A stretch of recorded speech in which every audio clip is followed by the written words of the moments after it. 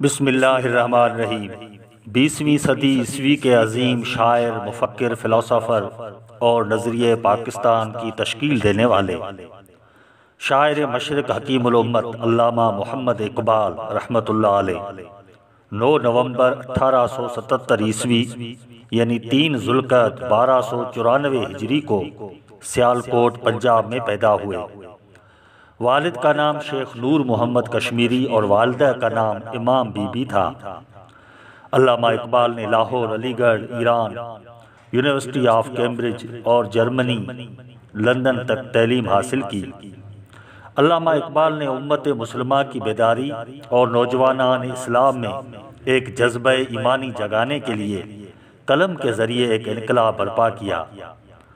علامہ اقبال نے شاعری کے ذریعے دین اسلام، فلسفہ اسلام، تصوف اور عرفان، مسائل امت مسلمہ اور مشرق و مغرب کے افکار کا موازنہ کیا اور پھر اپنے افکار کے ذریعے امت مسلمہ میں ایک نئی روح پھونکی جس کے اثرات آج بھی موجود ہیں۔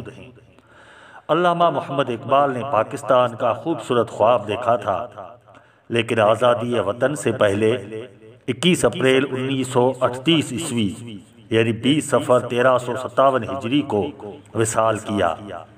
ان کی مزار شریف لاہور بادشاہی مسجد کے احاطے میں موجود ہے۔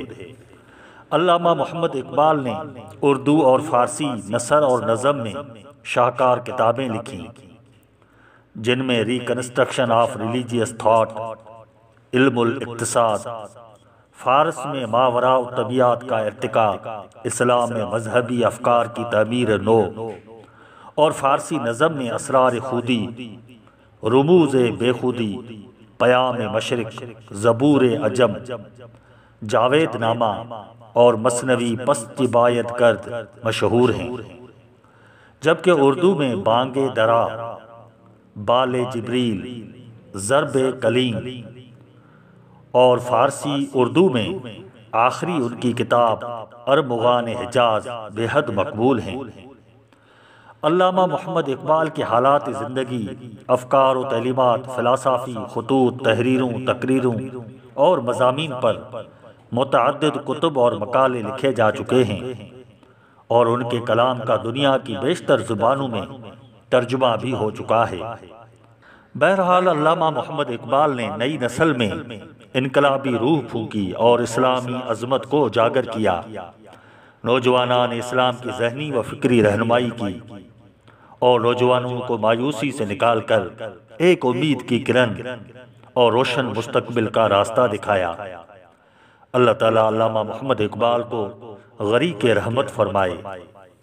نہیں ہے نا امید اقبال اپنی کشت ویراں سے، ذرا نم ہو تو یہ مٹی بڑی زرخیز ہے ساقی۔